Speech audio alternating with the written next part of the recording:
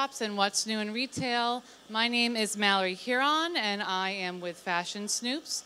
Very quickly about FS before we begin the presentation. We're a global trend forecasting agency. We partnered with Maison for the well-being experience in Hall 3, Row J. So if you haven't had a chance to stop by, please do and experience some of the holistic benefits. Okay, so today's talk theme is integrating wellness into the retail experience and capturing the wellness consumer. What do these consumers want? What kind of wellness experiences do they want when they go shopping? How can you, as a retailer, integrate a wellness feel no matter what your product is? And so to answer this question, the first thing we need to consider is why now? Why are we having this wellness shift? Why is it important to consider wellness within retail? And what are consumers looking for? So of course, the first topic is health and healing, our top priorities. Of course, because of the pandemic, consumers are focused onto wellness, and they're seeking wellness in all areas of life, including retail, and especially retail. There's also this profound need for tactile experiences. The touch, the sensorial, the feel of products stimulates our minds, stimulates our creativity, gets in touch with our senses. You know, our world is increasingly touchless with so much technology that separates us from the physical need of retail. And so there's a real need to have this tactile experience during a retail experience. Also, of course, modern lifestyles and routines, super fast. I think everyone who has been at this show is very stressed, going. We all know what it means to be burnt out and exhausted, and consumers are the same way. Consumers want a bit of time to relax, to restore their spirit, and to restore their senses.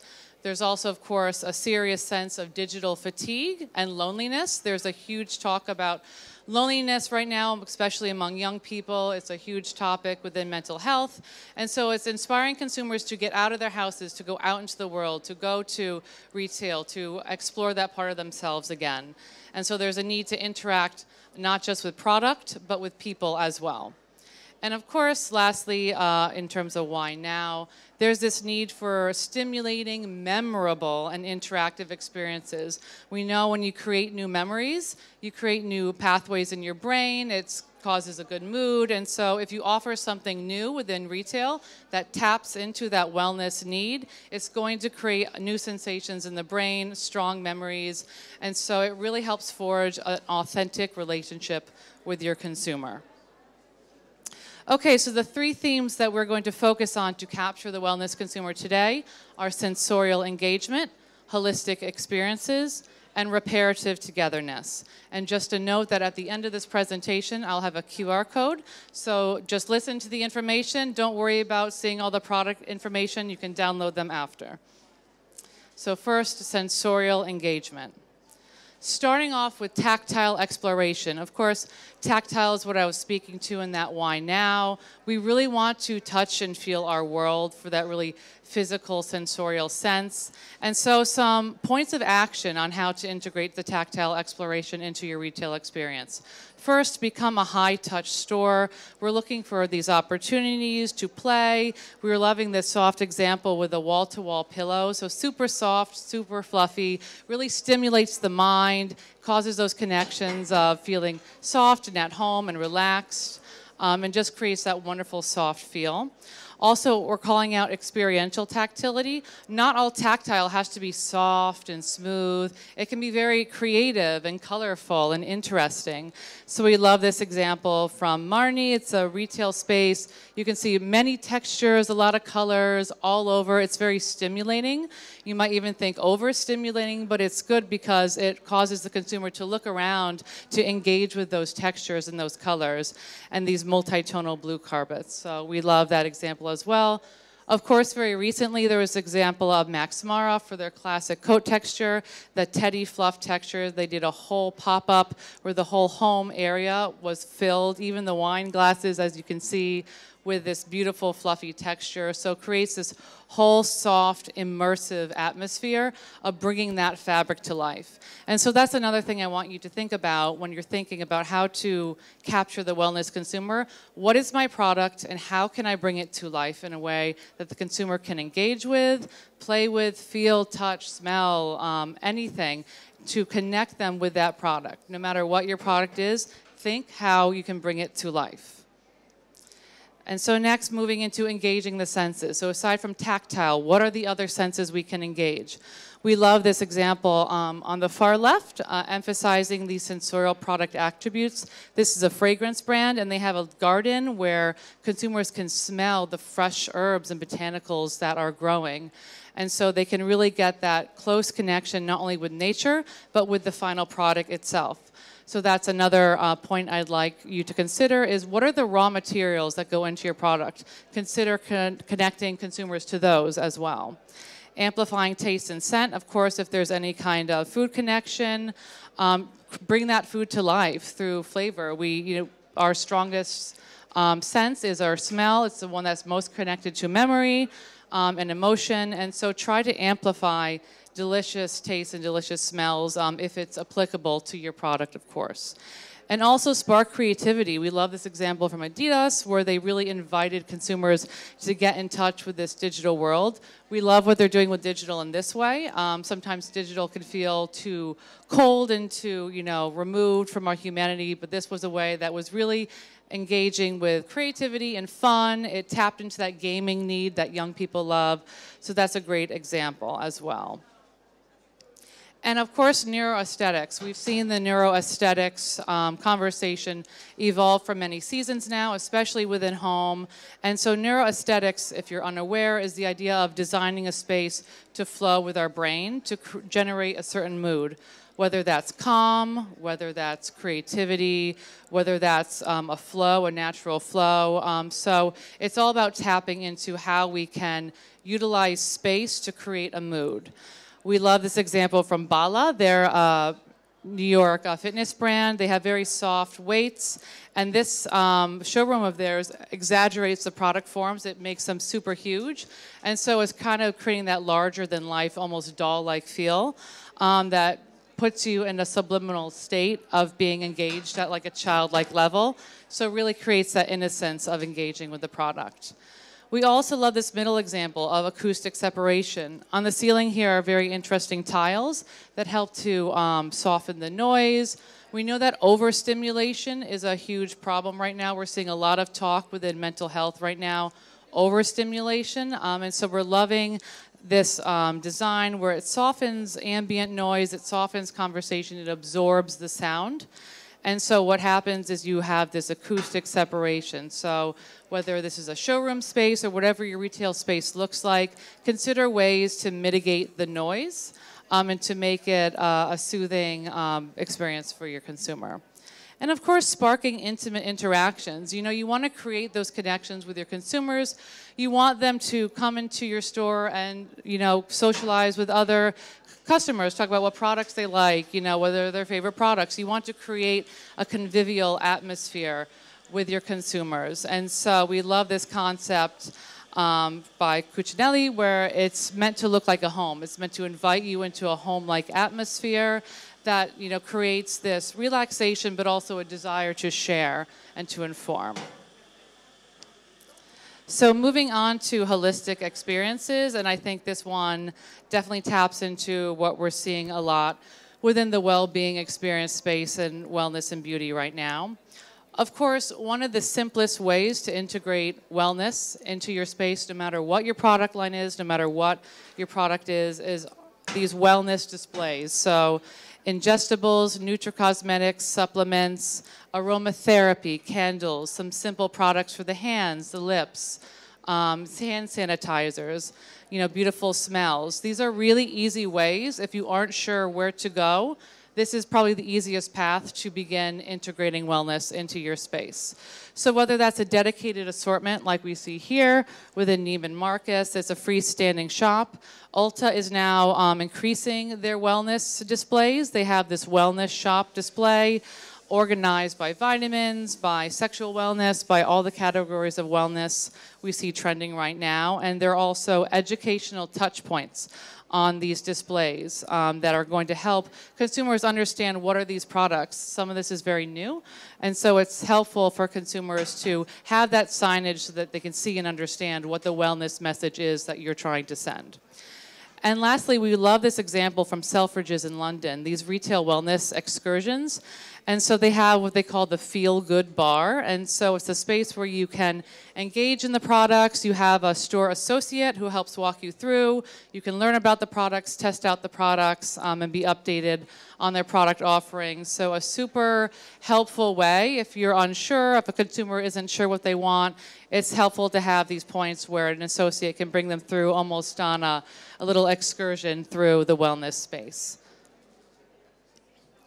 Moving on to pathways for wellness. And so these are some advanced treatments, of course, but think of how you can scale these down. Or think about partnering with wellness experts to bring into your space to offer something like this. So again, you don't have to be a wellness expert. You can also partner with many great wellness experts if you're wanting to bring that wellness feel into your store.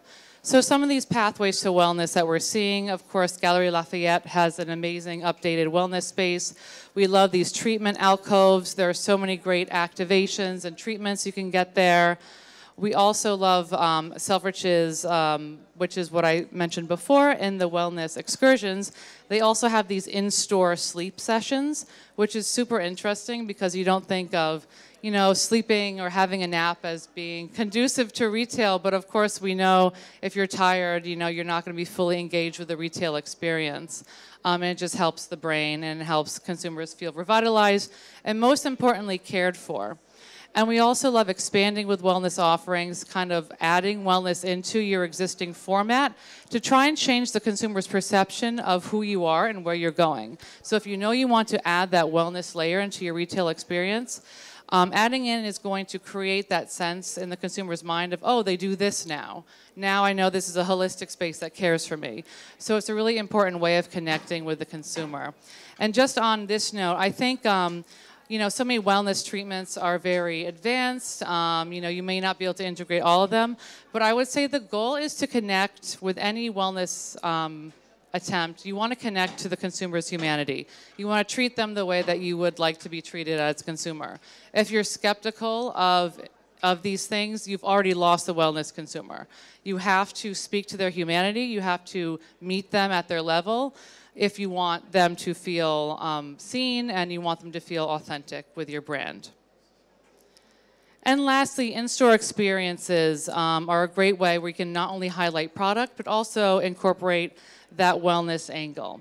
So we have here educate on product use. We love Pottery Barn's in-store events. And so this is a place where they showcase the products, of course, but they also teach consumers useful things on home styling, spatial design, organization, and they're really empowering and exciting consumers.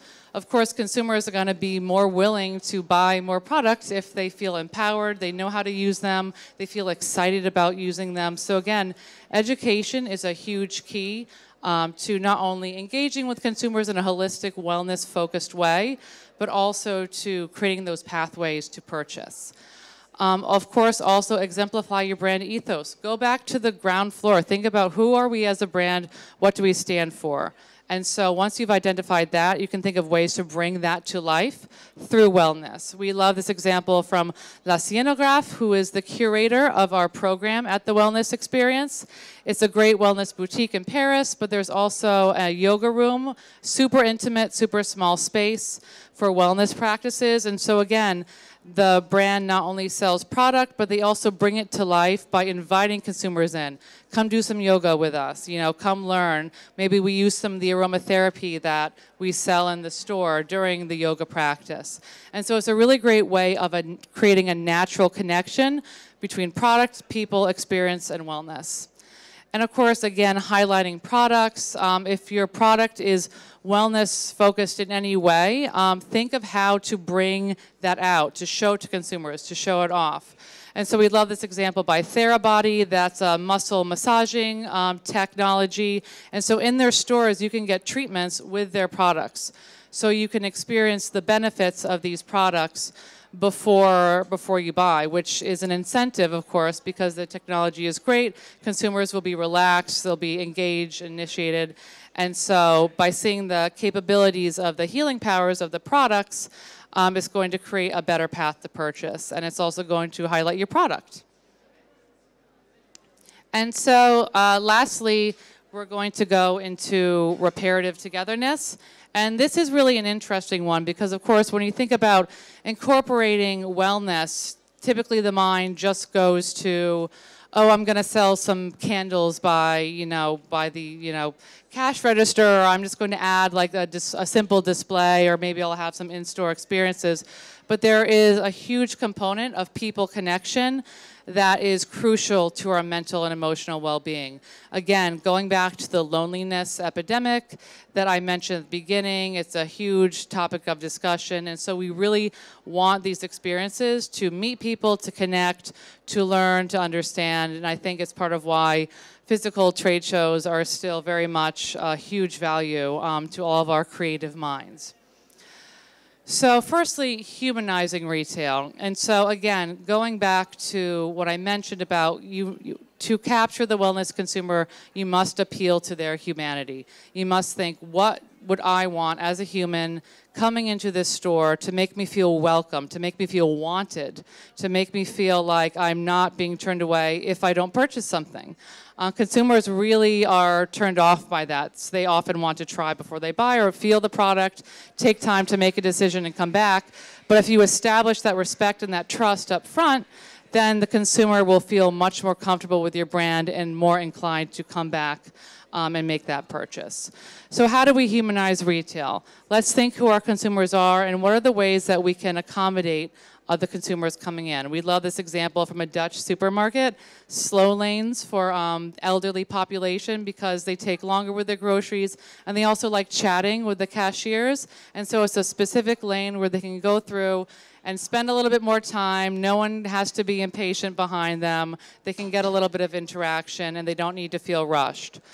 We also love this example of color-coded baskets from Sephora, where when you walk in they were experimenting with different colored baskets. One color if you need help and you need help with product, or one color if you know what you want, you don't need to talk to anyone, you're all set.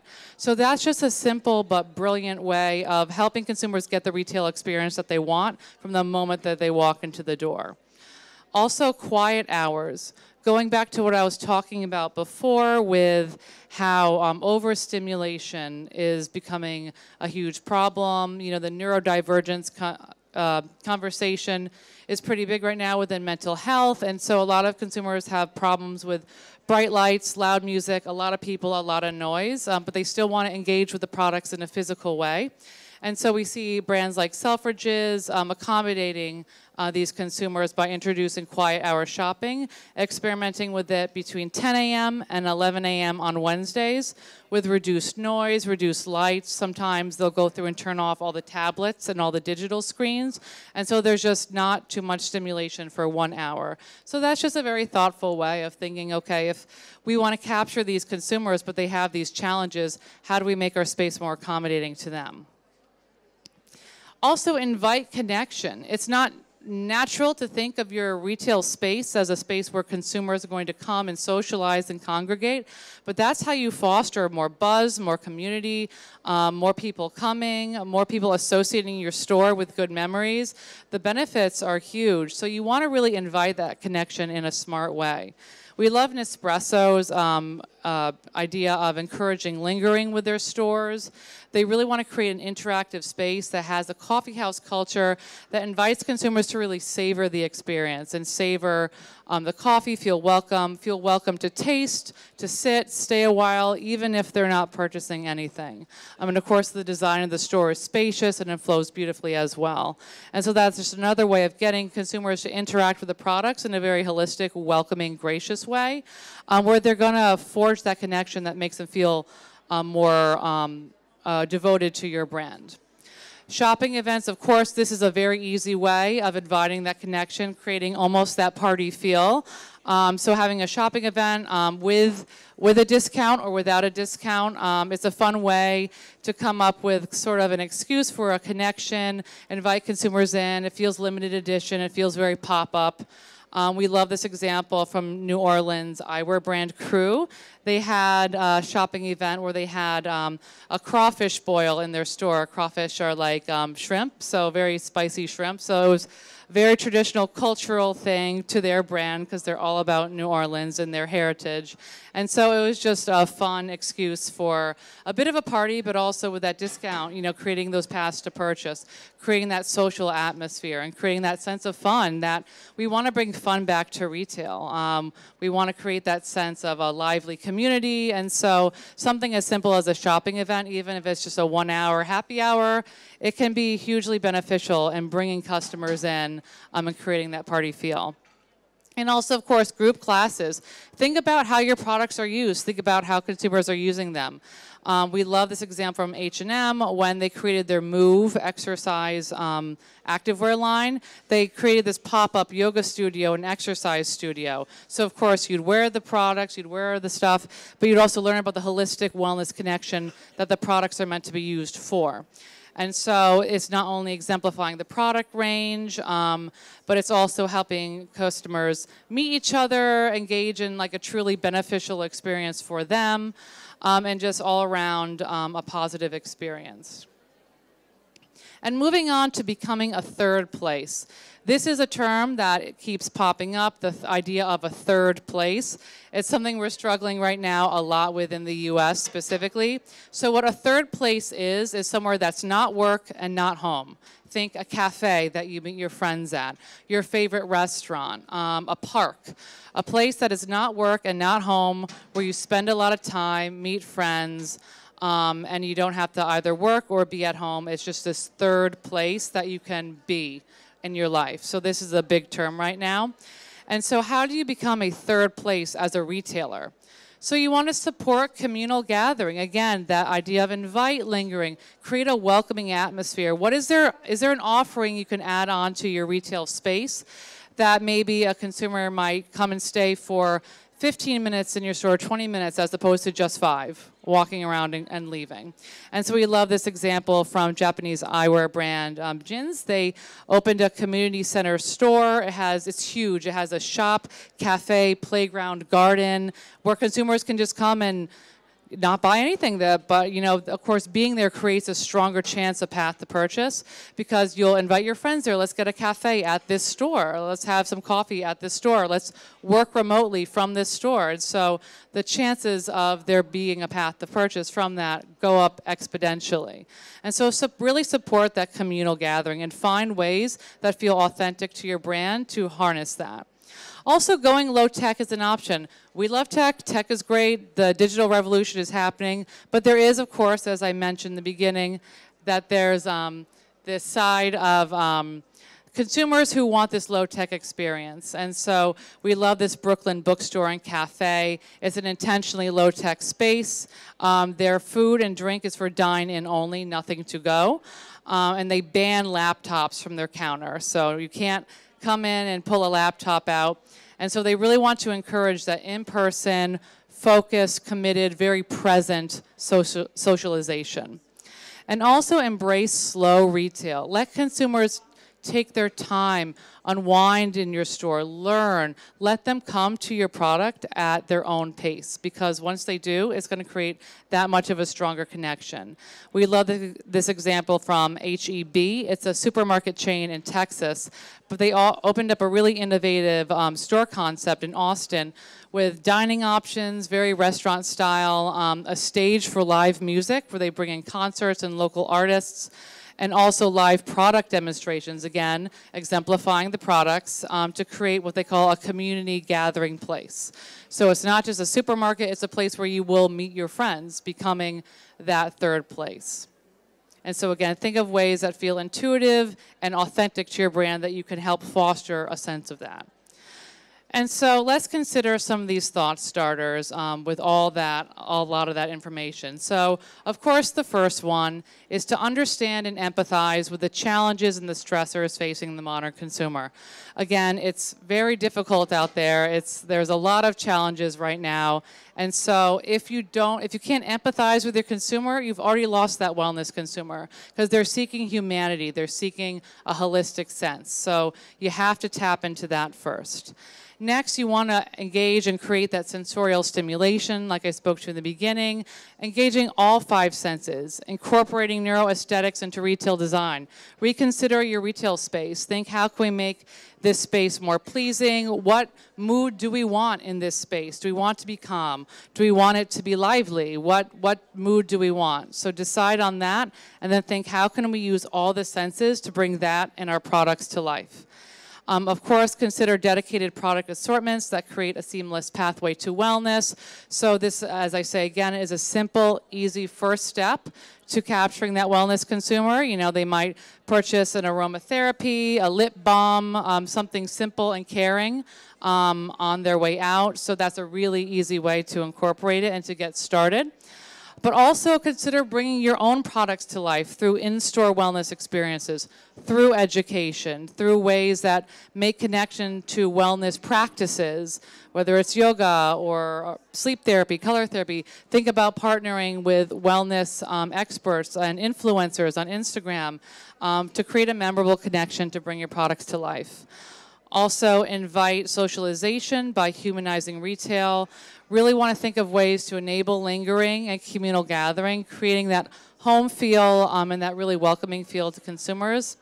So ultimately, the idea is to take a human-forward approach. You have to, it seems counterintuitive, but to capture the wellness consumer, you have to think beyond selling product and invest in your consumer's experience. Again, it sounds so counterintuitive in the retail mind, but you have to think first beyond just the path to purchase and think about the consumer, because once you create that connection, it will create a stronger path to purchase, stronger brand loyalty, stronger word-of-mouth buzz for your brand.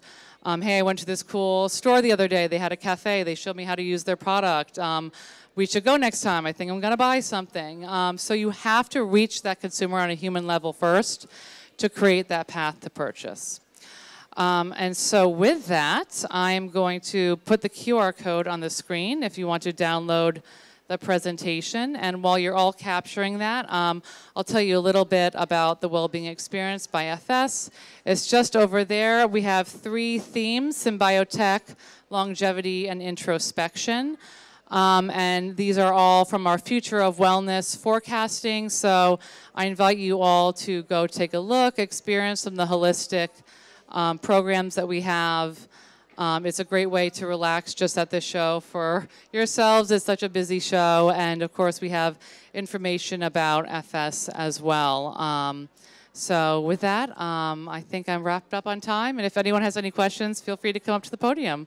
Thank you all.